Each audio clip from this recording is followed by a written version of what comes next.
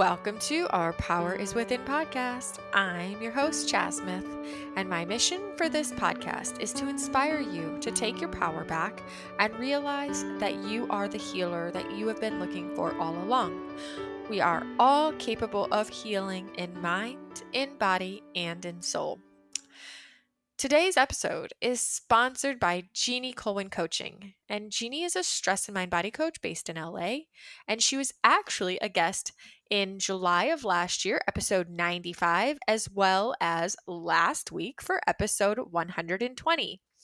We had a deep conversation on how to view fear as a guidepost and other common emotions that are often labeled as bad as positive feedback. These episodes are so insightful, and I really encourage you to go back and give them a listen if you did indeed miss them.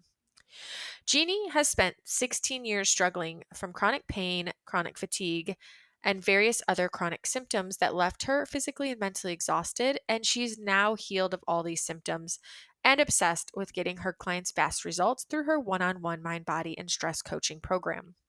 She has a 3-month program that gives clients the support, consistency, and accountability to decrease stress, release stuck negative emotions, and finally heal their chronic pain. The best part is that Jeannie offers a free 45-minute consult where together you will identify what's holding you back so that you can take your next steps in healing. So go to her website at jeanniecohen.com. That's JeannieKulwin.com and book your free call today. Before we get started on introducing today's guest, I wanted to really quickly share that I am going to be experimenting with something new for you guys. So, for my longtime listeners, you've probably noticed that I have not done any official challenges in 2023 episodes yet. And I don't know about you, but I miss them. I feel it's so much more fun to do things like a challenge in a community, but I know that little lifestyle and healing challenges aren't for everybody. So, what I'm going to try out as an experiment is a separate mini 5-minute episode every Friday, starting the first Friday of February, which is this coming Friday. Each month, I'm going to focus on a different theme, and then the challenge each week will slightly vary so that we can explore and experiment with what really feels juicy and supportive for us. And as always, I will keep these challenges simple and realistic for everyone to participate, regardless of how busy your life might be. They will be short and sweet. So please click subscribe today so that each week you have your new challenge waiting for you in your podcast library. Oh, and to spice it up, I will be doing a giveaway each month for people who participate in the challenge and share their wins. So lots of ways to participate. One is join the Facebook group so that you can share your experiences with the challenge in the group and your wins, or you can share them on your social media stories and tag me, or you can even share them to me privately in a DM. You can tell me what you loved, what you didn't love, or where you might need more support, any wins you've had, maybe something you've learned or discovered about yourself along the way, anything. It's wide open, that endless possibilities of ways that we can engage and share our experiences as we do these challenges. Every social interaction gets you entered into a drawing to win a prize at the end of every month. So not only do you have a chance to win a prize, but you also get the opportunity every day to rewire your brain and create new positive, healthy habits that over time will compound into big results. More to come on Friday, so stay tuned. In the meantime, I do have a really fun conversation to share with you all today with our guest, Heidi Hazen. Heidi is a Certified Master Hypnotist NGH. She is a Self-Hypnosis Teacher, a Reiki 1 and 2 Practitioner, and Human Design Reader who teaches emotional, energetic intelligence, and mindful alignment to allow you to live the life that your soul is here to live. Our focus in today's episode is really on the hypnosis, particularly age regression hypnosis. And listen, if you're a skeptic, I encourage you even more to listen to this episode because, as you will hear within the episode, I admit that I was a little skeptical myself because I admittingly held on to a very stereotypical idea of what hypnosis actually was. And Heidi was able to teach me so many wonderful things about the power and benefits of real hypnosis and how they can add benefits into our healing journey.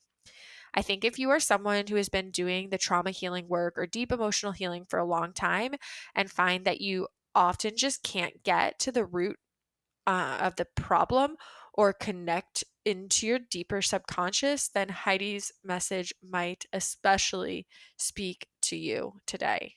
And I hope you enjoy. All right, Heidi, thank you so much for being here with me today. Thanks for having me. Absolutely. Um, so I know that today we are going to focus on a couple things. I know that there's a little bit of a background that you have with human design, and that Mhm. currently your primary focus is really in the world of hypnotherapy.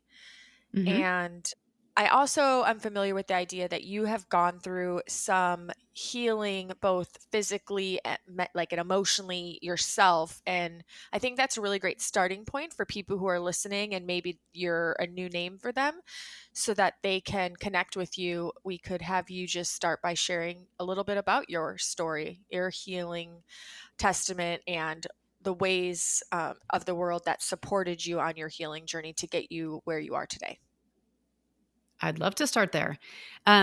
So I think the beginning is really childhood. So I had a really bumpy childhood that had a lot of changes all the time. Um, I went to a different school every year. I moved every year, sometimes twice a year. Um, my parents divorced when I was very young. Both of them remarried several times, and I never saw those step parents again. I had excuse me, I had just little t trauma all the time. So from a very, very young age, I became hypervigilant. I'm also very sensitive. So I'm a highly sensitive person. I have an open solar plexus in human design. So I'm taking in and amplifying emotional energy all around me all the time. And so as a child, I was told, oh, Heidi, you're too sensitive, from parents and siblings and things like that. And so my sensitivity, which is a gift now, I can see that as a gift in the work that I do and how I navigate life. It was a burden to other people. So from a very young age, I learned how to overcompensate and not be sensitive. And in doing that, in those formative years, I was being patterned. I was, programming. My subconscious was being programmed to not be that way, not be that way, and instead be this way because that was more acceptable. So I wasn't able to process all of my emotions as a child because they were so big for me. I mean, I was having like adult size anxiety at 12 years old. And, I would see a child psychologist a couple of times and they would say, oh, well, we think something happened here, when she was gone in the summer with her dad. And it was like, oh my gosh, you're not like, I was not seen and I didn't get the help that I needed. And then cut forward to my 20s and I was experiencing like polycystic ovaries. Like I had 6 cysts burst and I didn't want to be a burden so I never went to the hospital, but I had 6 cysts burst before I was diagnosed with polycystic ovaries. I had cysts all over all of my ovaries. I mean, they were just ready to burst. And then I discovered that I had like heavy metal toxicity. I had mercury in my brain and throughout my body, and lead and arsenic. Like I just discovered that I was chemically sensitive. And then I went through a natural healing process that allowed me to heal the polycystic ovarian syndrome and the heavy metal toxicity, working with a naturopathic doctor. And then in my 30s, excuse me, we have a weather change here and I'm suffering with allergies.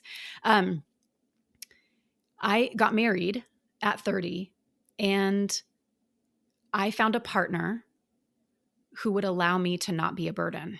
I married someone who was paralyzed, and my subconscious allowed me to make this choice because I always knew that I was not going to be a bigger burden in the relationship.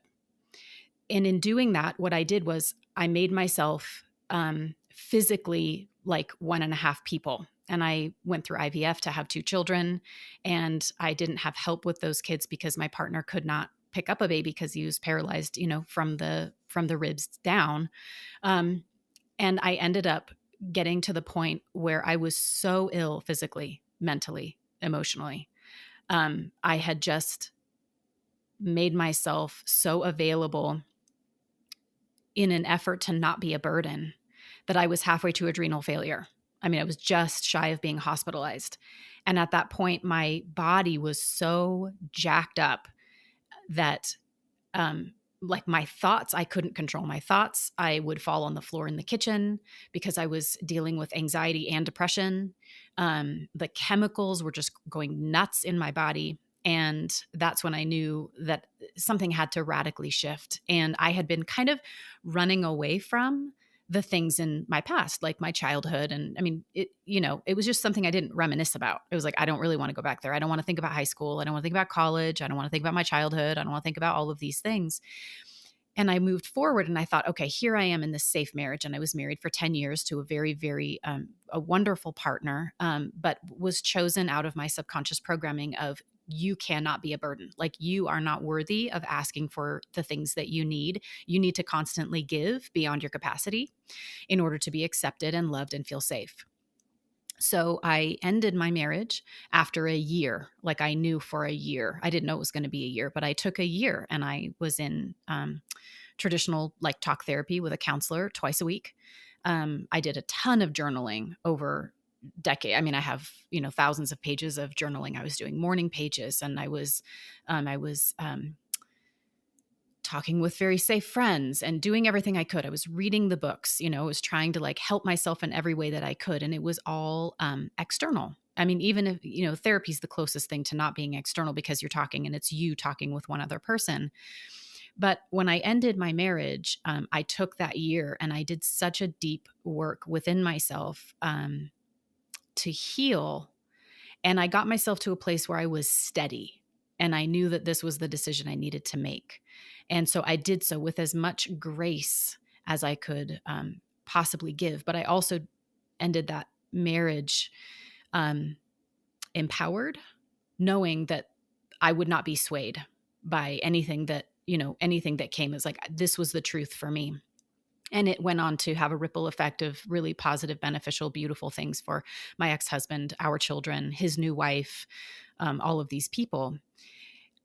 But in the season, just after I ended the marriage, I was so open because I had created so much, I had cleared out so much space within my own capacity by removing things and removing beliefs.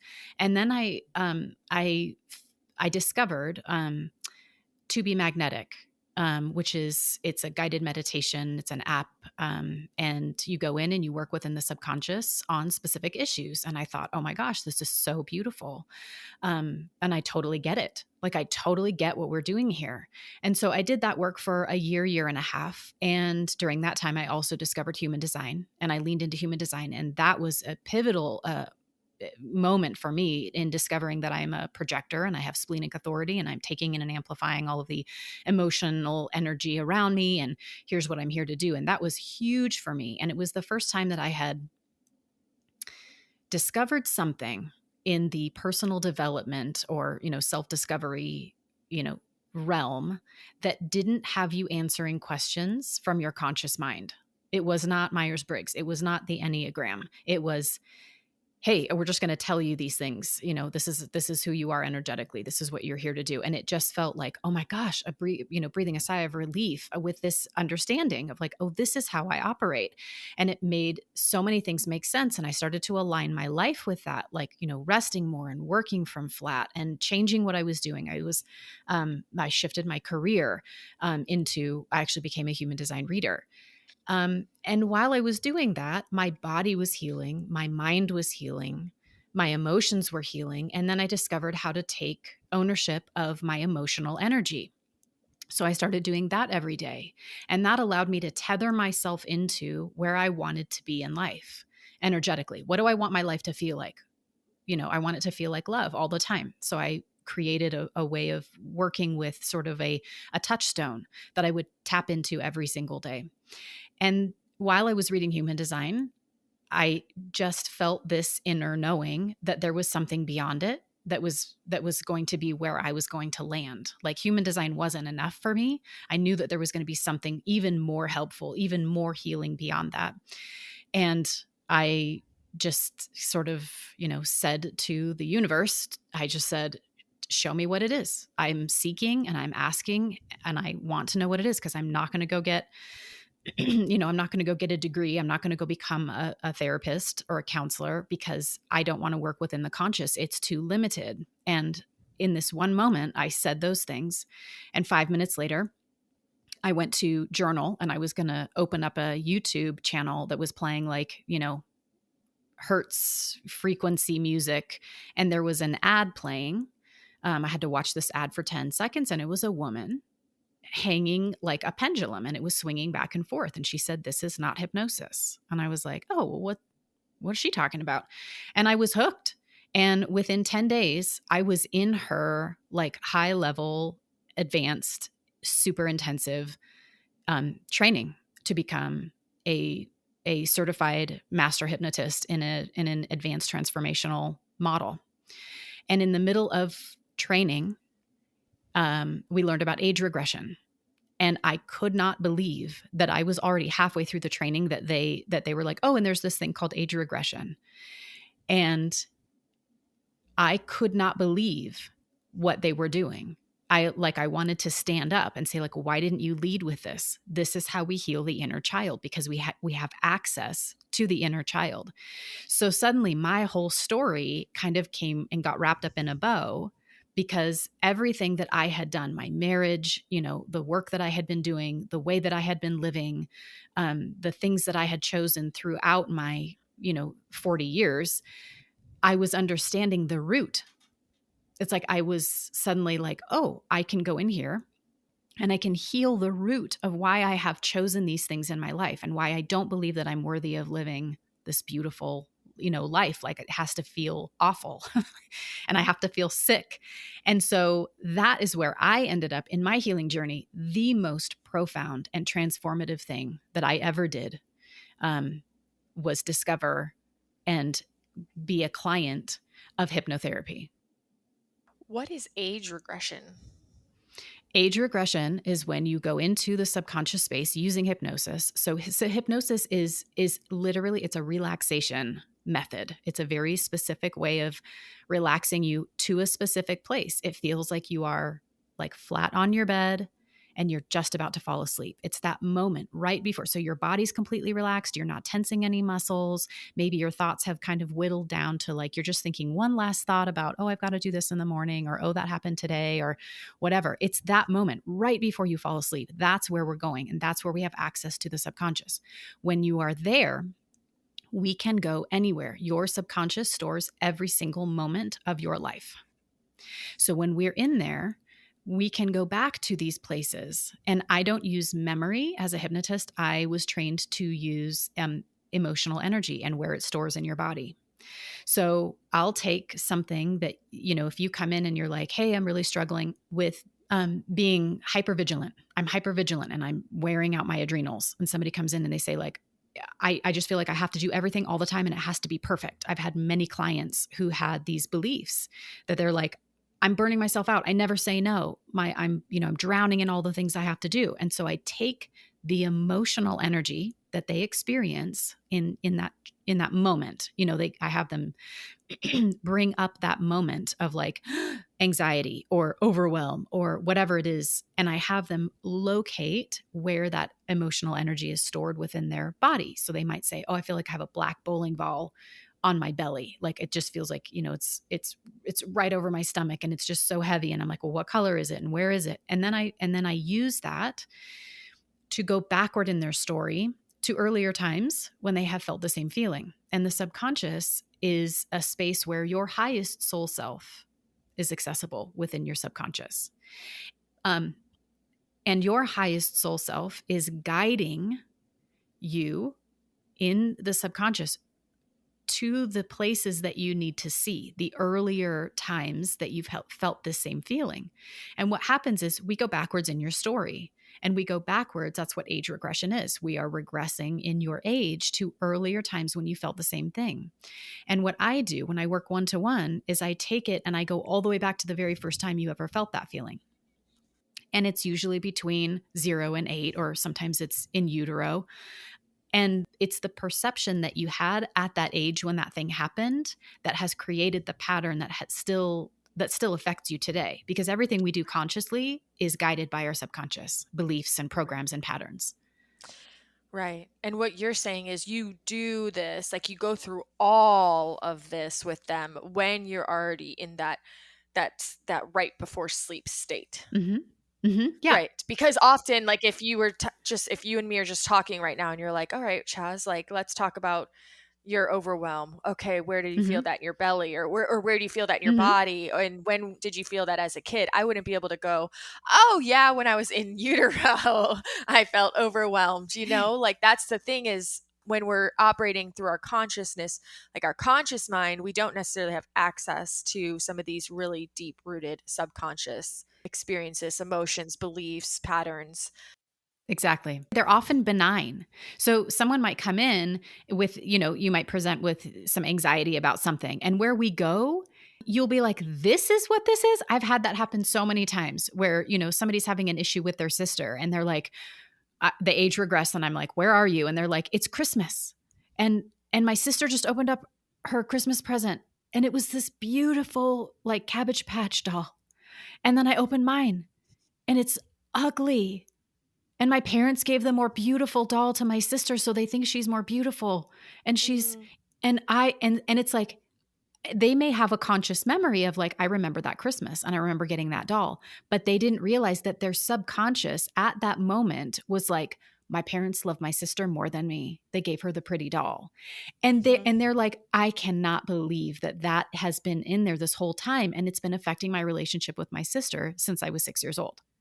So, if you come to me for an issue with money and we go back, it's like the issue was something completely different, but it branches off. It's like there's an original sort of inciting incident, but then it branches off and it becomes, well, this is what that looks like in your money world, and this is what it looks like in your relationships, and this is what it looks like over here. But there's a seed that gets planted, and then, these subsequent sensitizing events happen, and it can be in all these different areas. And that's the beauty of working in the subconscious with hypnosis and hypnotherapy, is that we don't have to go to every single event. That's the thing. I work very spiritually. So I'm working with your soul, and your soul is guiding the session. Your soul is guiding the places that you go. It's kind of like Jenga, that game Jenga. It's like, we don't have to go to every single, little wooden block of memory of all the times you've ever felt anxiety. It's like, we don't have to do that. We just have to go to these strategic places and pull out these things. And then the whole thing comes down, and you no longer have the perception that you were holding that my mom and dad love my sister more than they love me. It's like, oh, no, all of it falls down. Right. Anyway, it's profound. And age regression, that's why I was just like, whoa, this is what this is. Like, this is how we do this work deeply. This is how we don't deal with just the symptoms, which is what we do when we're conscious. Exactly like what you said, Chaz. Like, you can't consciously go, oh yeah, and then this time I remember standing over here with my dad and this happened when I was Right. 6. It's like you just don't have access to it. And what we have Mm-mm. access to consciously is we're protected. There's a mechanism that protects us from going back to these places that we don't want to remember, or that we don't want to revisit, or relive. And I do believe that, there's a lot of people who believe, and I also, this does make sense to me, that when you ask your subconscious to like bring something to the surface, that it has the capacity to do that for you. Maybe it's in Yep. a dream in your sleep, or it's just like this random epiphany, this like moment where you just have this realization of something, like a flash of an experience back, in childhood when you're asking for something specific. But Mm-hmm. through my own personal experience, that isn't always so easy and always the case. Like in my healing journey, there's been a number of times that I have really tried to communicate with my subconscious for my consciousness. It's safe. Can you please show me like what the original wound is around this emotional energy or this thing that I'm experiencing. And I've had moments where things do come to the surface, and I've had times where they've yet to come to the surface and I'm still in the unknown, So I do think that's really awesome Mm-hmm. to hear how this works, because I think there's a very big, and I'm guilty of this, but a very big misconception sometimes about what hypnosis actually is. Mm-hmm. I mean, you see things on TV and you think it's just like putting the thing in front of you and then you like make someone drop and fall asleep, and then you think it's where you're more like Mm-hmm. controlling their bodies or consciousness or something, but to be able to use it in the way that you're referring to seems really awesome actually. Yeah, it's so therapeutic. I mean, the woman that I trained with was really only training people who wanted to do the therapeutic, like healing work. She wasn't training people to be entertainment hypnotherapy or hypnotists. And there is a misconception, and that's part of my job is, just sort of my role in this lifetime is to break down those barriers to when someone says, "Oh, hi, nice to meet you. What do you do?" And I say, "Oh, I'm a hypnotist." They have like a response. They either lean forward like, "Whoa, that's so cool. Like, are you hypnotizing me right now?" Silly jokey stuff, or they lean back like, "Whoa, are you going to do something to me?" They think like I'm going to Mhm. do something and overpower them and make them fall down or walk like a duck or whatever. But the therapeutic aspect of hypnotherapy is something that I want, and many of the people that I trained with in the cohort, we're trying to bring it to be a frontline therapy. I work with people who have been in therapy for decades and have worked on specific issues, dedicated a year to working on this issue with their mom in therapy, and they come to me and it's like, give me 5 sessions. Give me 5 sessions. We will do more than you have done, because we're so used to only operating in the conscious, which is roughly 5% of our mind's capacity. If we're only working in this little place, then we're not accessing the other giant percentage that actually controls the 5%. So you had mentioned that sometimes it has worked for you, that you've said like, "Hey, subconscious, it's safe for you to like kind of, can you show me this? Can you give me this information?" And I absolutely believe that it is possible for you to extract that, but it has to be the right conditions and circumstances, because there is Mhm. something that I refer to as the bodyguard, and it's a critical function. It's a critical piece that exists between your conscious mind and your subconscious. So imagine your conscious mind is, like, let's say it's the house, like a house sitting on a hill, like it's just the house, and there is a staircase, right, that goes into the earth, like into your basement. And if you go down this staircase, they're going down into your subconscious, and there's a door halfway down this staircase. And this door goes to your subconscious, and you pass this door every time you go to sleep, which is down just a few steps further, and then you are in sleep. So there is a bodyguard who sits at the door to your subconscious and will not allow you in if you do not line up with what already exists within the subconscious. So if you come in, that's why you can hear somebody say like, "Oh, you want to be a millionaire? All you have to do are these 3 things." And you're like, "I hear you. All I have to do are these 3 things." If that information does not align with the beliefs that you already have within your subconscious, it will not go past the bodyguard. The bodyguard will say, "Nope." Like, "Nope, we're going to put it over here in information, but it's not going to come in and have Mhm. an effect on our life," because the bodyguard is protecting the subconscious programming that you have had in place since your Right. formative years. It's protecting your saboteur. It's protecting your inner child who developed these patterns and programs in order to make themselves feel safe and to survive. So this bodyguard is not going to, even if you're consciously saying like, "Hey, subconscious," it's like you're trying to send like a paper airplane past the bodyguard in and get a message into the subconscious. The bodyguard is still going to protect the Mhm. subconscious programming and the child that's in there. So when we ask from the conscious, we still have to deal with the bodyguard. That's why using hypnosis, and I have a couple of audios that would be brilliant for you to try. Like one of them is free. It's called How to Thrive. And it literally drops you into the space and you get all of this information. And it's the tool. It's hypnotherapy. And it's just, a 23-minute audio, but it lets you go beyond the bodyguard. And then you're in the space. And the same thing is true with, I have another audio called Align with Your Highest Self. And that again, it allows you to go beyond the bodyguard so that you have access to your higher consciousness, to your higher soul self and your wisdom. And so sometimes we just need the vehicle. Like sometimes we just need to be like, hey, I'm going to go in with this person, right? It's like being at in line at like a club or something. And like, oh, I'm going to go with my friend who goes here all the time. And the bouncer or the bodyguard knows her. So I'm going to get in. And that's sort of what these hypnotherapy audios do. It's like, I know how to get you beyond the bodyguard so that you have access to the subconscious realm and you can extract the wisdom, your own wisdom. I love the name of your podcast because I do believe that the power is within, but accessing that power is the thing that is often overlooked. And when someone says, oh, the answer, you already know the answer. The answer is within you. And it's like, if our conscious mind is like, no, I don't, I don't have the answer. I don't know what to do. I'm trying to figure this out. The answer is within you, but we have to make it accessible. And that's what hypnosis is. It's making it possible for you to go in and get your own wisdom.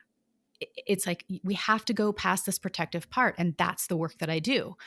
But I'm also healing the child in there, healing the saboteur, allowing you to create more capacity within your container so that you can manifest more, so that you can live with a higher, sort of elevated understanding of what you have been through, like healing the past, coming into ownership of your present moment, like owning your emotional energy, learning how to like shift it and change it, understand what it is trying to communicate to you so that you can manifest a future that you want to have, right? Like if you already know that you have hiccups in certain areas, triggers in certain areas of your life, and you experience anxiety and you're like, man, I don't want to feel this anxiety anymore. Let me find the root of this.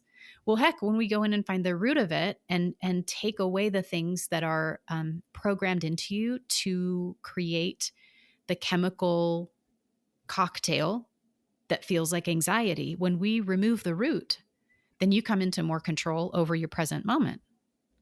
And when you have control of your energy, because we manifest from our energy, then we can align your subconscious programming and your energy with what you're consciously trying to do.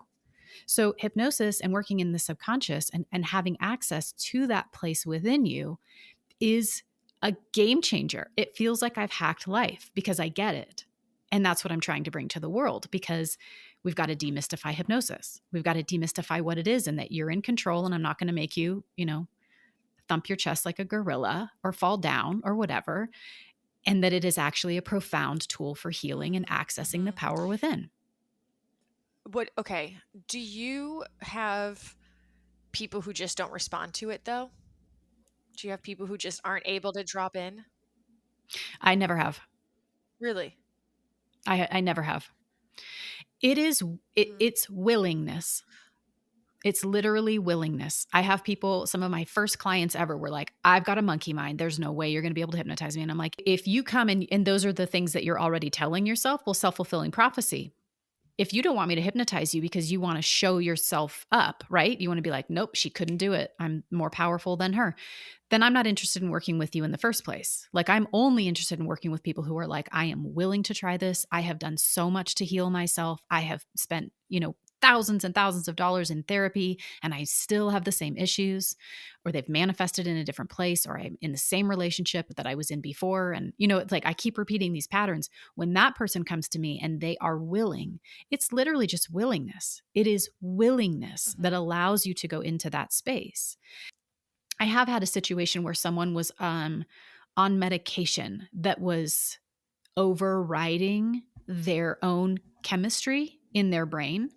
And it took a little bit longer for this client to drop all the way in because she was having to like chemically override the medications that were in there. But if you are willing to do it, that's all it takes.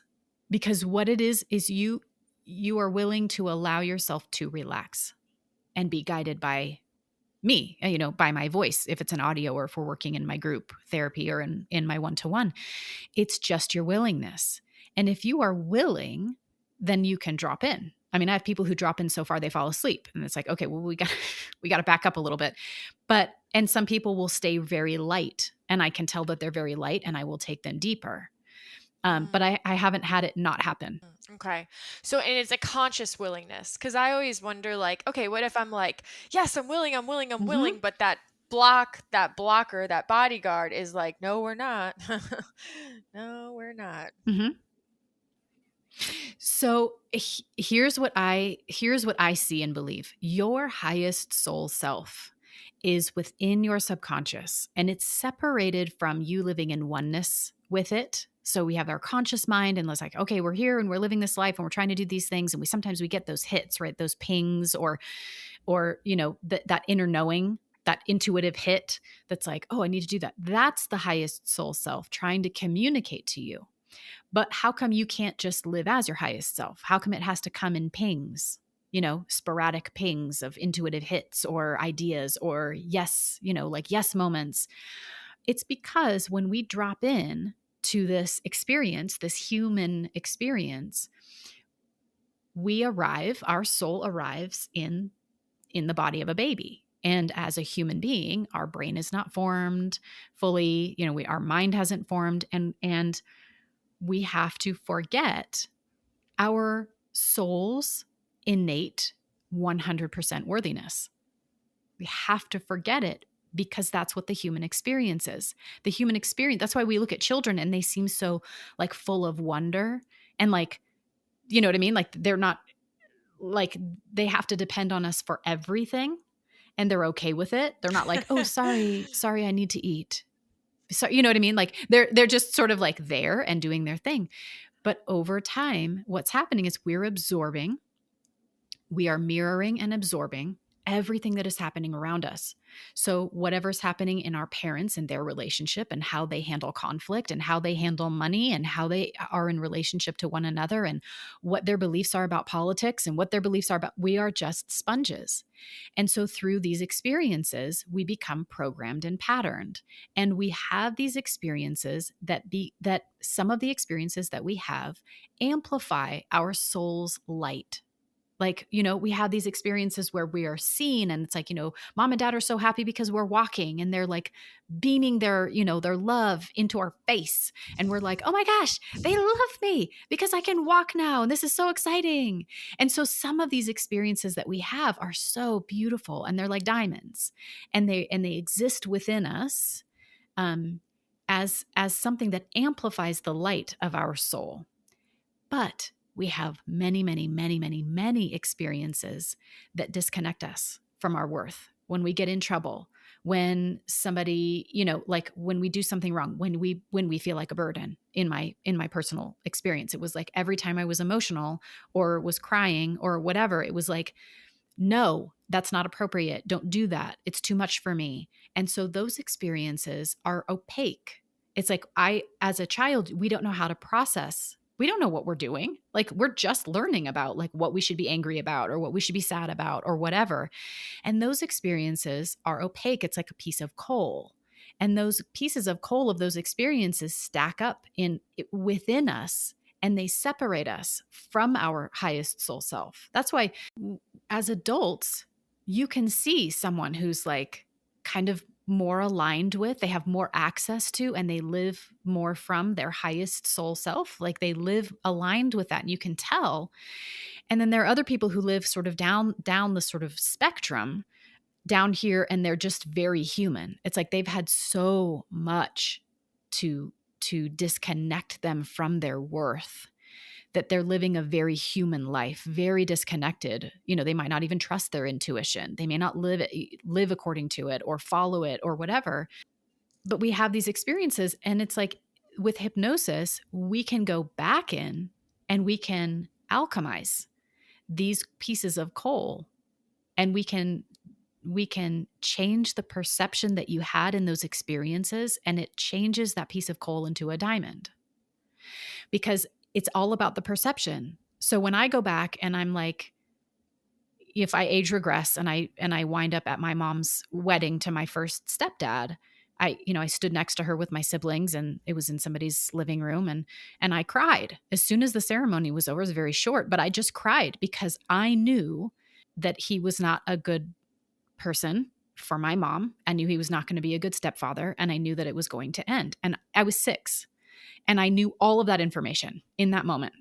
And everybody said, "Oh, Heidi, this is happy. This is really happy. Like, you should be happy. This is a happy thing. Aren't you happy for your mom?" And I was just like, man, I can't. When I age regress to that moment, I felt like I was doing something wrong. Everybody was mad at me and all of these things. And when I age regress to that and then go beyond it, and I go all the way back to, just being in alignment, just being my soul, and I come back forward to that memory, I see it and I can shift the perception. I know more than these people do, and it's okay. And I'm not in trouble, and I am right. The marriage ended within 6 months. And so when I go back and change the story, I don't change what actually happened, because that's not accurate. What I change, and this is where the power is, I changed my perception. But I had to do it within the subconscious. So then that became a diamond. I was like, I know things, and I have known things about other people, about situations since I was tiny, but it was not something that my parents could hold space for.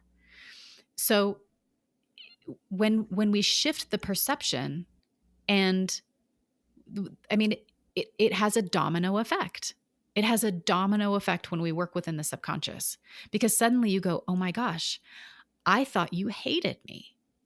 And you don't. And it doesn't matter if you do or not. It has nothing to do with my worth. My worth is innate. My worth is here. So what I do is I'm bringing people back into alignment with their worth through making more space within their container, like exchanging all of these heavy stones of coal, and alchemizing and getting the wisdom out of them. And then people are living more aligned with their highest self. And so the highest soul self is trying to indicate to you, hey, you want to heal this thing and you want to find the root of this thing. And then consciously you're saying, okay, subconscious, which is the thing, that's the barricade that is built of those pieces of coal. You're consciously saying, barricade, show me where this began. But then you've got the bodyguard who's protecting the barricade. Yeah. And another thing I'm noticing as I'm listening to you is, okay, so you're literally going back and you're saying that you're actually changing the perception at a subconscious level. Correct. And I'm not doing it. You're doing it, the client, or you're doing it within the space. Yes. Yeah, that's what I mean. Like you referring to the client, you're just creating and facilitating the space for them to have that experience. Yes. And they're changing a perception at a subconscious level. Like, but in your experience, when you went back to your 6-year-old self with the wedding, you were changing that perception in the subconscious. Mm-hmm. This feels very different to me than attempting to change our perception in the conscious, because I can speak from personal experience that there was a period in my 20s where I was doing this transformational program and I was doing all this quote unquote growth work. And while it all Mm-hmm. holds value in some degree, what I realized back then was that I was attempting to shift a lot of perceptions in my consciousness. And the dilemma I experienced with that was that it was almost as if I actually repressed things that happened in my younger years more, or discredited them, or didn't at least acknowledge the truth of the situation. It almost became like toxic positivity, if you will. I'm not sure how else to describe it. Yes. And it happens now. You get triggered emotionally. Yes. And it's really easy in the conscious mind, especially as we are more growth minded, to be like, oh, well, it's okay because on the bright side, and it's Mm-hmm. not shifting at like a deeper level. And I'm finding that with that happening, I'm running into more problems. Right. Does that make sense? Yes. It's distraction. Yeah. And because you're saying we're actually making this shift, because I have attempted to shift my perception about childhood events in my life, right? Mm-hmm. I have Mm-hmm. gone back and been like, okay, I see my point of view. I also see the limited lens that the people who maybe were a part of this situation that maybe had hurt Mm-hmm. me at the time, I can see their limited lens. I can have empathy for the situation. I can stand here as adult me and I can see that they didn't mean harm, but Mm-hmm. am still doing this all from this conscious minded place where then I'm not healing that old emotional wound to a degree that allows me to truly heal in the present moment and not continue to feel the physical symptoms and or repeat the patterns. Yes, Does that make sense? exactly. That's so perfect what you just said. Because when we work in the conscious, we are working with the symptom. Mhm. The root of all of the things that we deal with, that we get triggered by, the patterns that we, we continue to repeat, and the habits that we have, when we are working only consciously. And there's so much value in working consciously. Working at all is better than working not at all. But I understand exactly what you're talking about, where it's like you can only go so far within the conscious, because again, it's kind of like you're just managing the symptoms. Let me move this over here. Let me shift it and turn it sideways. Let me do, these things to make it look different. Let me throw a blanket over it. Let me pretend it's not there. That's a toxic positivity of like, well, I'll just pretend it's not there or whatever. And for me, it's I want you in general, like I want people, humanity, I want us to understand that we have to actually experience the emotion all the way through of that experience. So when we go into the subconscious using hypnosis, I'm using your energetic body. I'm using your emotional energy to do this work. And in that space, you will revivify, which means you will be back at that memory that you consciously have, that you're like, hey, I can look at this from a different perspective. I can see and I can shift the perception that I had. I can see that they were limited. The people in this story were limited and they didn't actually mean to hurt me. But we're dealing with, consciously, we're dealing with a branch. Like we're dealing with a branch. We can cut the branch off, but it's still going to have new growth because you haven't dealt with the root or the seed. And in hypnotherapy, what I'm doing is unplanting the seed. If you can access and be in the space, and feel the full emotion, because what happens is those pieces of coal, those experiences that we had, maybe we spilled a glass of milk like on the table, and dad flew into a rage, but we didn't understand that he was having a hard time.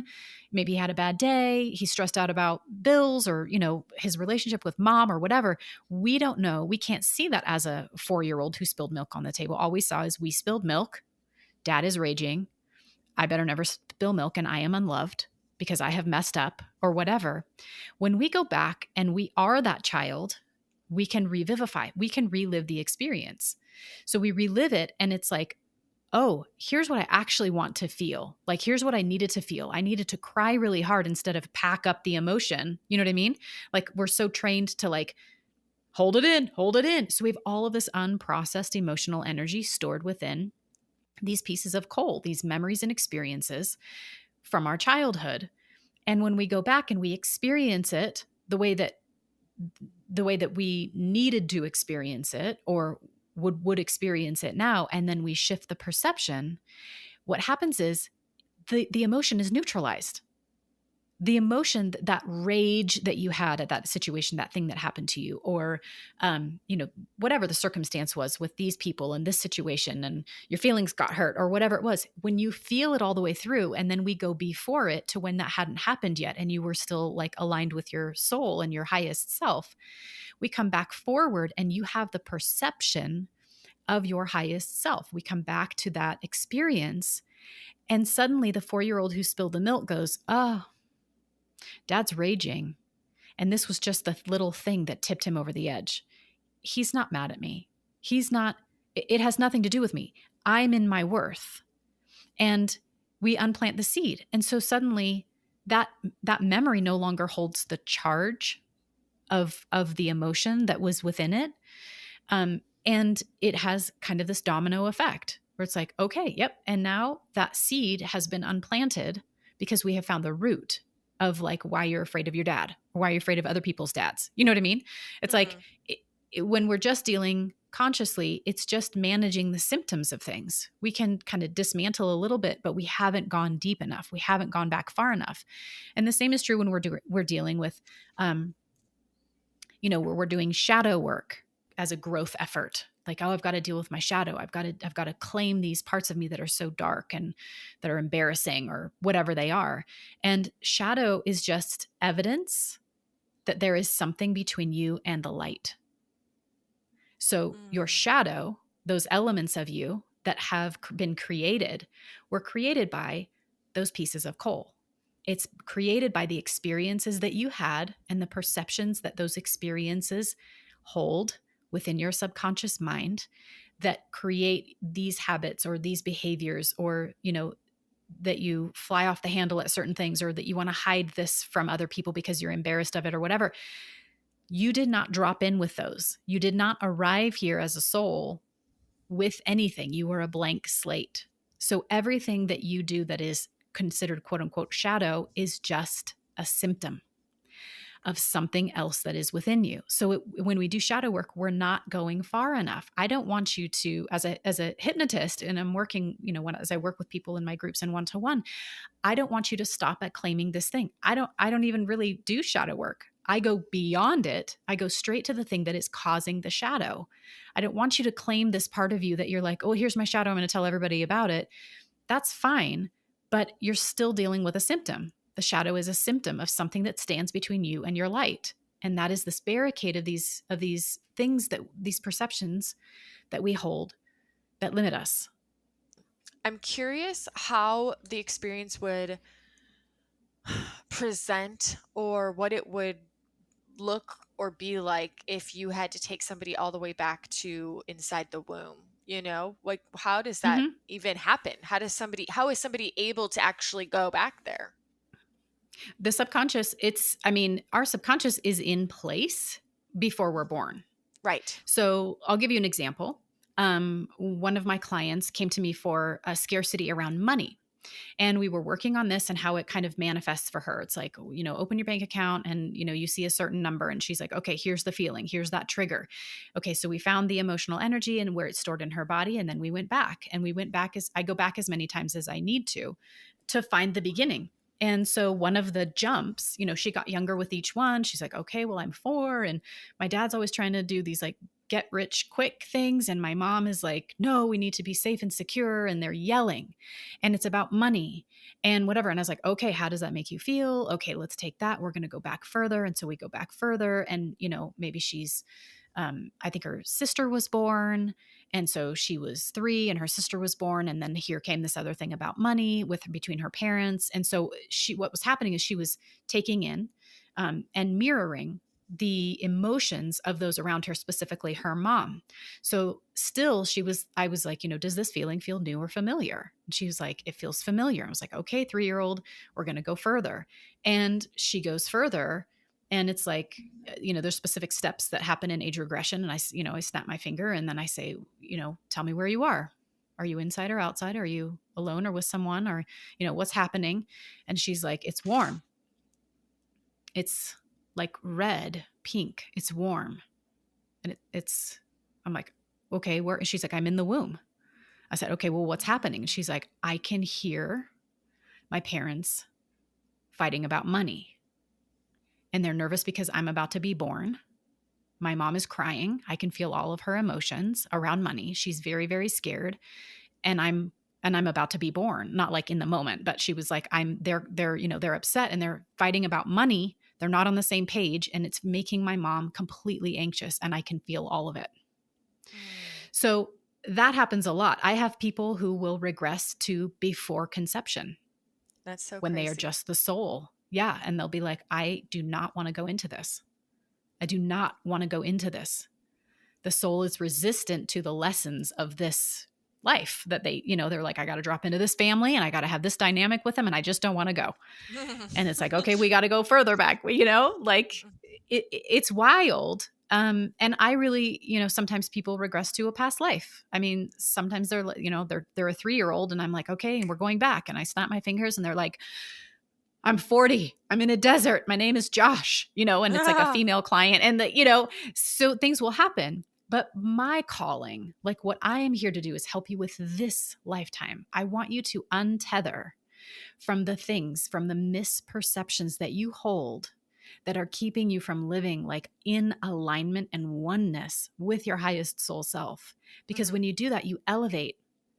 You step out of the human experience and you see it from the perception and the perspective of your worthy, like lovable, highest soul self. And you see it so differently. And we change the meaning of forgiveness, and that sets you free. And we clear out so much from your container that you are energetically, physically, spiritually. We remove these things that no longer serve you, that were part of your experience because they were part of your evolutionary journey as a soul. But then we alchemize those things, and you've learned those lessons, and now you go forward with a much lighter load. And you start to see that everyone is a soul on their own journey. And everyone in your story, your mom, your dad, your sibling, your partner, your child, is a soul on their own journey. Like they're here for their own journey, and they're part of your story, and you're part of their story.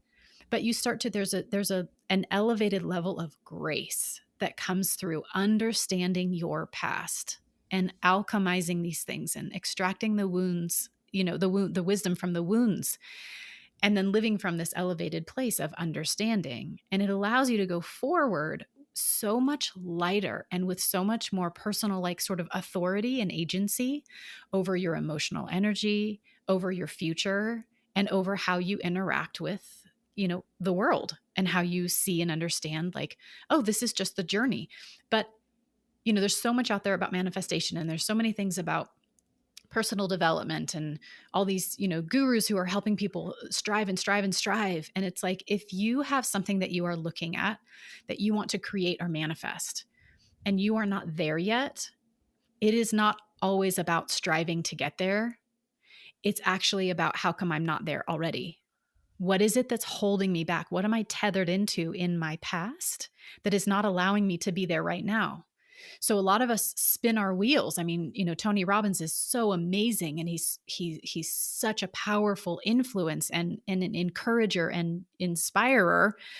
But people leave those, gatherings or whatever, and then they go back to real life, and they still have all their subconscious programming and all of their limitations, and they can't move forward.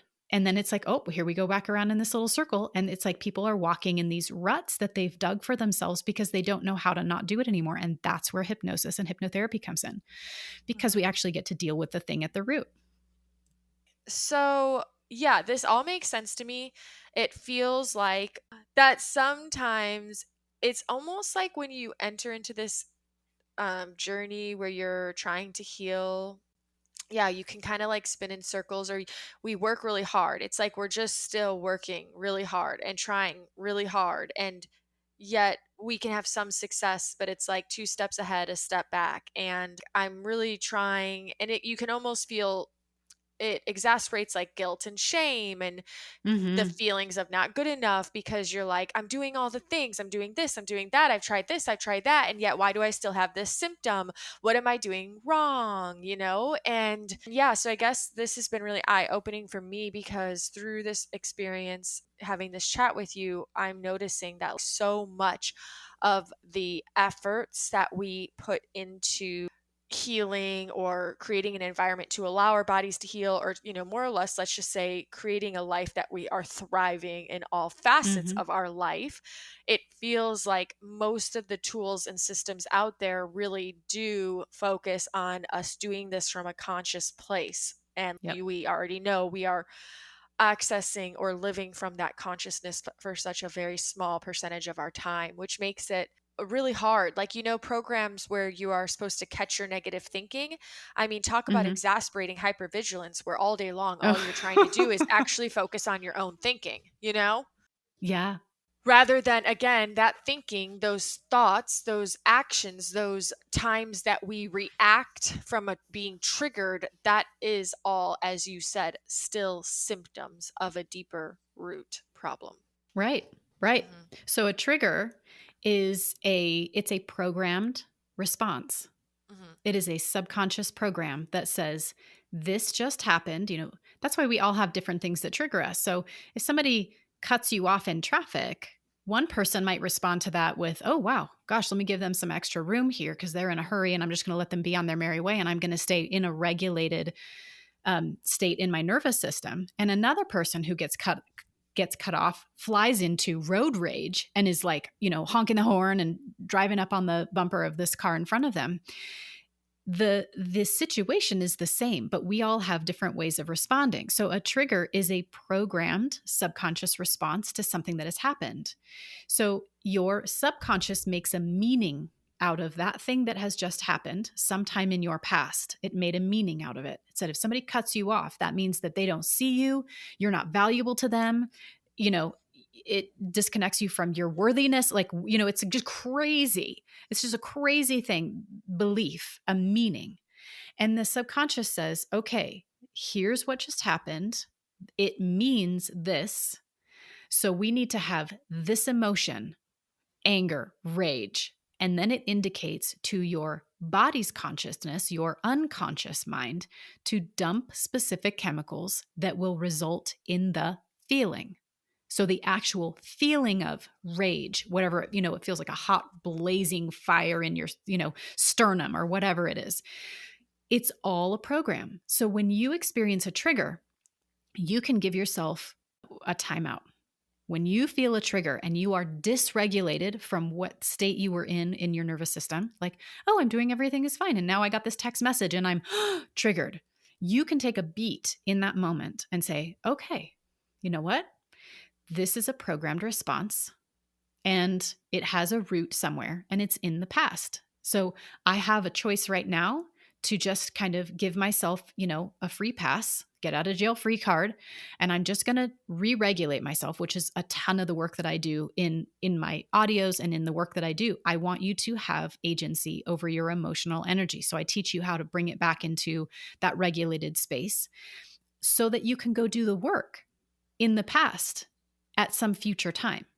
But when we feel like, man, when we disempower ourselves to feel like if we're constantly triggered by a family member or our partner or a friend or whatever, and they're just constantly doing this, and when we have the mindset of you be different so that I don't feel this way. If you wouldn't do that, then I wouldn't feel this way. So you stop doing that instead of recognizing this person is a mirror to me and they are showing me something that needs healing within me. Every time you're triggered, you are being shown that there is something within you, within your past that needs your attention. It needs your awareness. And so a trigger is a gift because it's literally like a neon arrow pointing to something that your highest soul self wants you to deal with. Mm-hmm. And dealing with it, we can do within hypnotherapy and hypnosis. Right. And I mean, we can downgrade triggers consciously, but Yep. it does Mm-hmm. take time. And it sounds to me like it might take less time to just go to the root problem and neutralize that emotion rather Mm-hmm. than spending so much of our conscious effort to downgrade our automated response to triggers You over got it. time. Mhm. You got it. Exactly. So I was just going to kind of go back to, I talked to you about if you've ever had anyone who doesn't respond to hypnosis.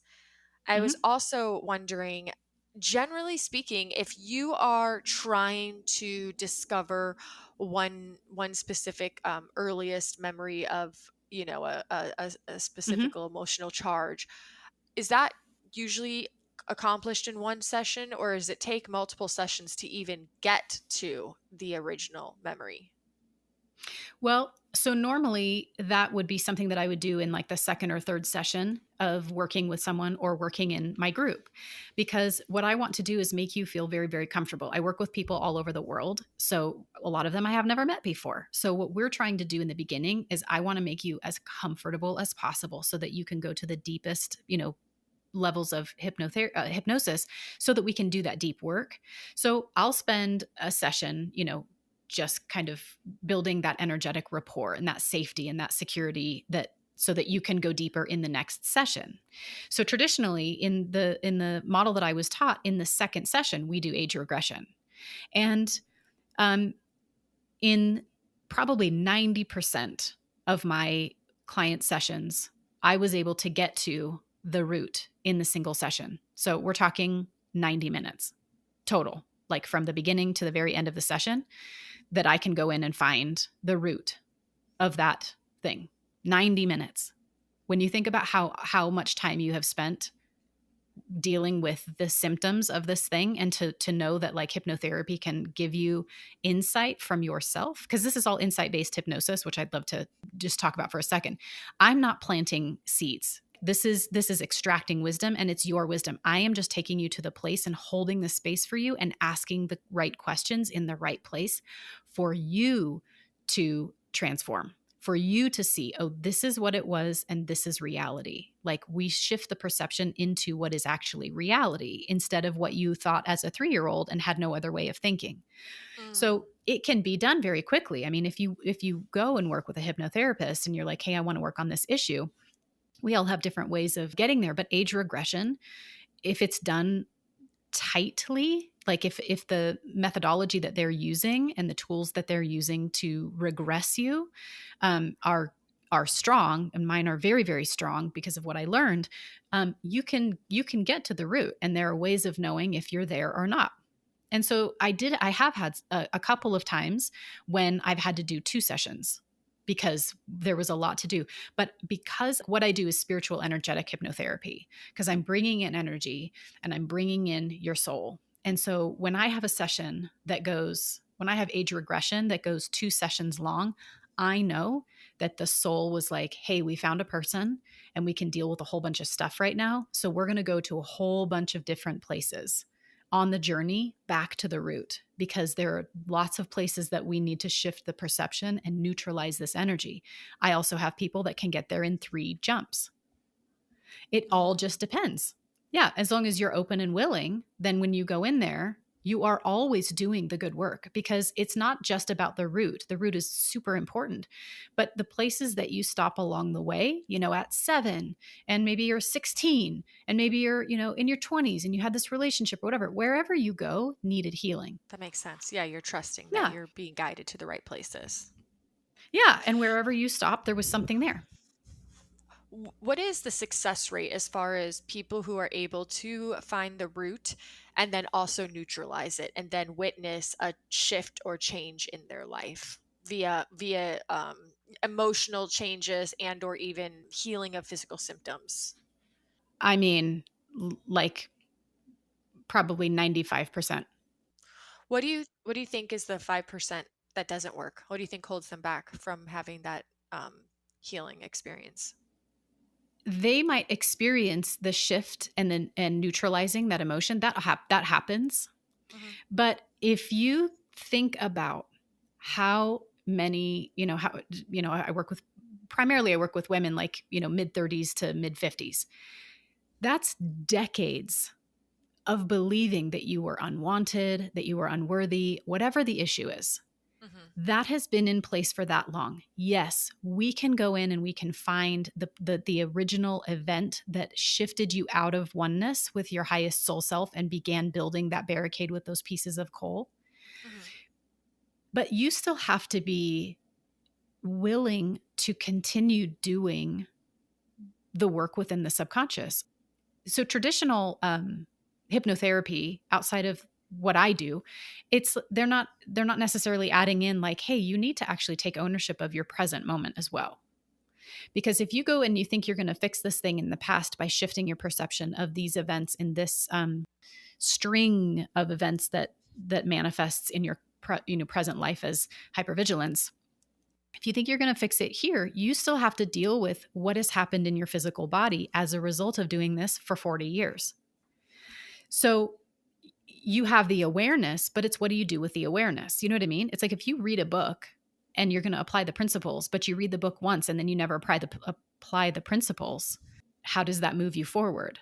So I give a ton of tools. Like, how bad do you want it? Do you want to slip back into the rut? Because if you make no change in your present moment to shift yourself in the direction you want to go, you will default, because everything about you has been programmed to be the way it is. So the people that sort of like didn't hold on to what they discovered within hypnotherapy were the people who came out and were just like, oh, I must be done. And I don't really want to spend time continuing to nurture and heal myself subconsciously, like putting in new programs. It's like anything. I mean, it's like gastric bypass. If you don't change your habits, even if you do gastric bypass, if you still eat the same way you did prior to the surgery, you will eventually put the weight back on. You have to change, the way that you do things in general. When you realize, oh, I keep doing this same thing because it's my default setting, and we go in and we discover why it was that way, you can have a profound shift. I mean, it completely changed my life. For now, I can look back. I think I said at the beginning of our conversation that I'm like, I don't really want to reminisce about my childhood and my teens and 20s and whatever, or even my 30s. And now, because I've done so much work within the subconscious, I don't get triggered by thinking about my past. I'm like, oh yeah, that happened. Oh yeah, and then that happened, and then that happened. But because I've been diligent about continuing to do work within the subconscious, because I know it affects the conscious. And I do a ton of work around emotional agency. I know that I have responsibility in how I respond to things. So it's my choice to respond to that with the trigger.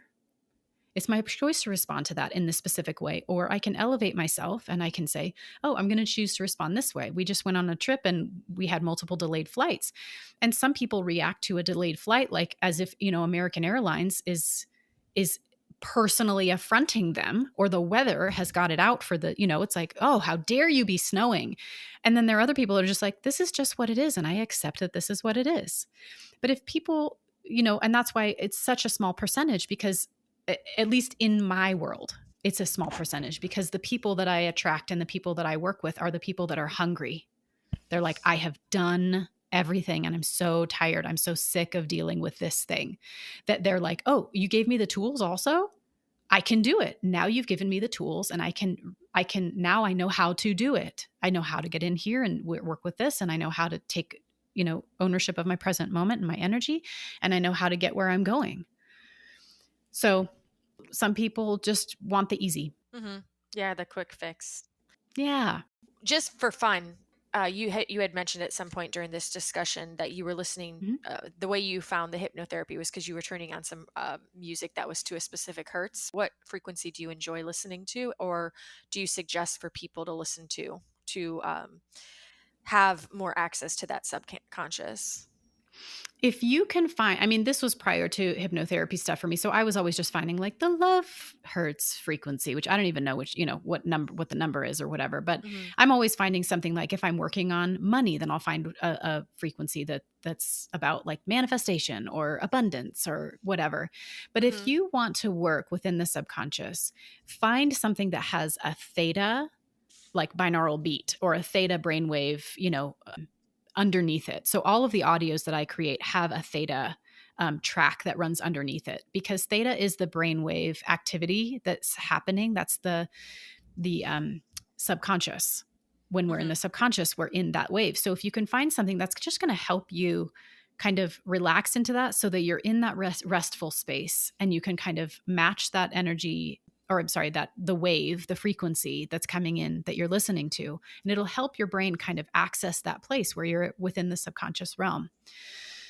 So that's what I would suggest. Theta, look for theta. Okay. And you mentioned 2 audio files that you said you had, Thrive and something else. Yeah. So there's one called How to Thrive, and that's an actual hypnotherapy, and that's free. So if you go to my website, HeidiHazen.com, it is a pop-up and you just grab it. It's 23 minutes, but I have people who I've worked with one-to-one and in my group program who grabbed that.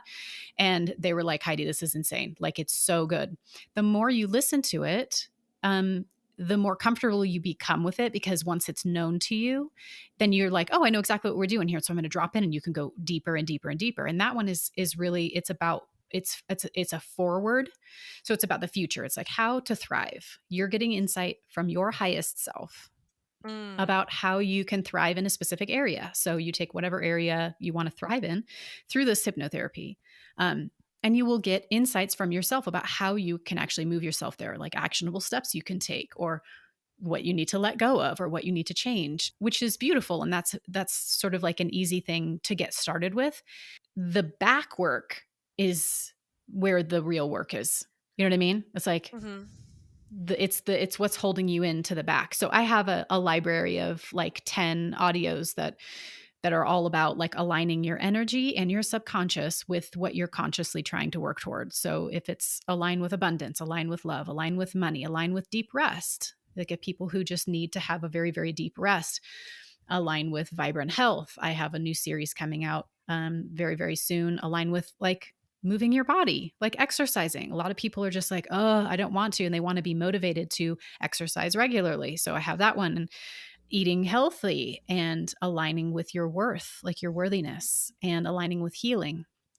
So those are all aligning your energy, your emotional energy, which we manifest from. And it's putting you into that regulated state in your nervous system.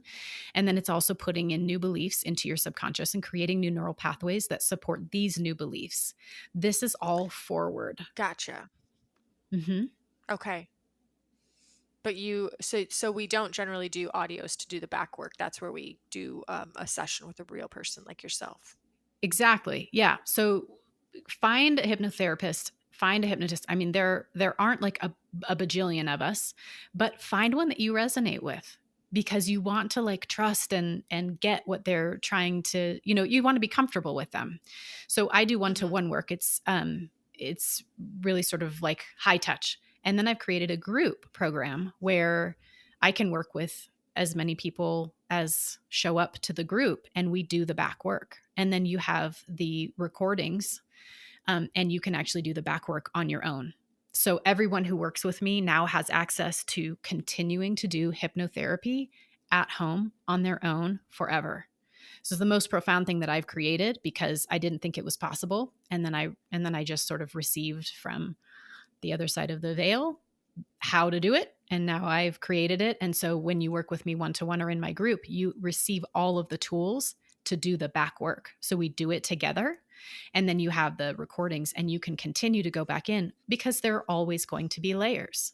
And people that I've worked with years ago came back to do my group work after doing one-to-one with me. And they're like, yeah, once you clear out this big thing that you think is the big issue, and suddenly a smaller issue presents itself, and then a little tiny one presents itself. And it's like, if you have the tool to say like, okay, let me see where this comes from, and let me go in and like fix that, and let me deal with all the people in the story around it, and then heck, we're off to the races. Right. That makes sense. That's awesome. And how can people learn more about what you're offering or connect with you? Everything is my name. So I'm on Instagram at Heidi Hazen, and my website is HeidiHazen.com. And those are the two main places to find me. Awesome. And then I'm going to ask you one more final question that I ask everybody on the show. If you were told that you could only share one message with the world for the rest of your life, what would you want your parting message to be? You are worthy. That's it. You're worthy. I think that speaks for itself. Is there any final thoughts or anything you wanted to share that I haven't asked you about yet? We really got to go pretty deep on a lot of stuff. And I think it will be helpful, because I know it was helpful for me. And I think that your listeners are looking for ways to heal and access that power within. And I think that this might have clicked for someone. Hopefully it did. That there's another way of doing really profound transformative healing work. And it's not the norm. It's not the usual thing. It's, you're not going to buy it on Amazon. And that is just kind of pausing and turning around to see, what are you tethered into? What misconceptions are in the past? And leaning into hypnosis is, it's profound. Like, it will literally change your life. Awesome. Thank you so much for joining me and sharing your wisdom and your personal experience with everybody who's tuned in today. Amazing. Thank you for having me. I loved having this conversation with you, Chaz. All right, friends, that is all we have for today. And as always, I do hope that you have some new insights or inspiring takeaways to positively impact you on your healing journey, please make sure to share this episode with a friend who might find value in Heidi's message, or share it on your social media. And don't forget to tune in Friday and join me for a fun journey into wiring new healthy habits for lasting results, and maybe win something along the way. I love you all so much, and until next time, make this week great.